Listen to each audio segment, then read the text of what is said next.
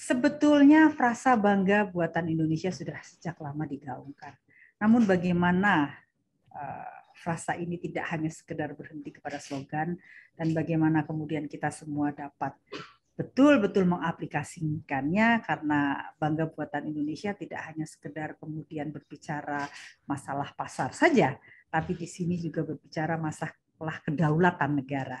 Di sini kita bicara masalah ketahanan kita sebagai suatu bangsa, dan di sini juga kita bicara masalah harga diri kita sebagai sebuah bangsa.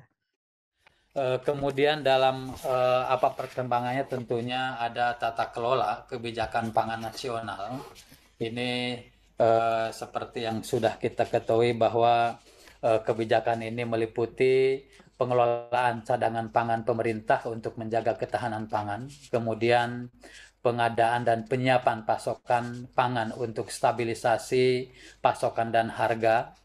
Kemudian ada pelaksanaan kegiatan stabilisasi harga pangan, kemudian pengawasan mutu gizi dan keamanan pangan. Boleh dikatakan realitas modal sosial untuk memberi kontribusi membangun gerakan partisipatori baru.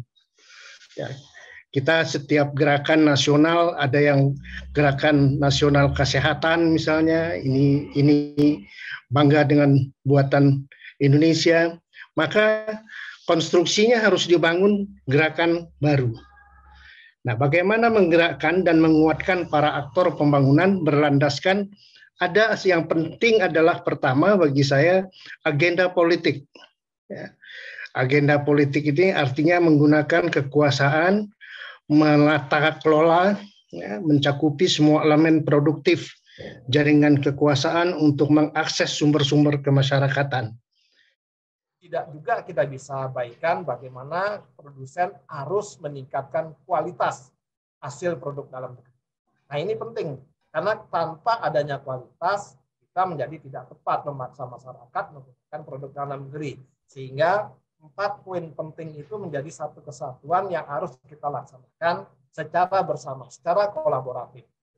Tidak hanya Kementerian Perdagangan, tapi ini adalah kolaborasi, bergerak bersama sehingga tujuan-tujuan kita bagaimana produk dalam negeri bisa menjadi tuan rumah di negara sendiri minimal, ini harus bisa dengan 4 strategi yang harus kita laksanakan.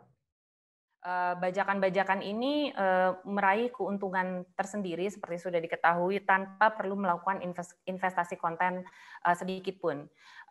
Untuk investasi konten seperti video ini memang diperlukan investasi yang cukup serius, khususnya misalnya untuk produksi-produksi serial original yang seperti tadi saya sebutkan. Sehingga pembajakan merupakan musuh nomor 1 dari usaha kita untuk terus menggiatkan konten lokal. Kita juga tidak bisa memungkiri bahwa beberapa produk memang tidak diproduksi di Indonesia gitu, sehingga baik pemerintah ataupun masyarakat jadinya mau tidak mau harus melakukan import. Atau perkara lainnya juga misalkan nih pabrik produksi barang utamanya tuh ada di kita nih, ada di Indonesia, tetapi ternyata pabrik komponennya tuh sangat sedikit, sangat minim gitu, sehingga masih ada terjadinya ketergantungan import gitu. Peran pemerintah ini penting untuk sebagai sesuatu yang di depan, untuk menggaungkan sebagai sebuah gerakan bersama gitu.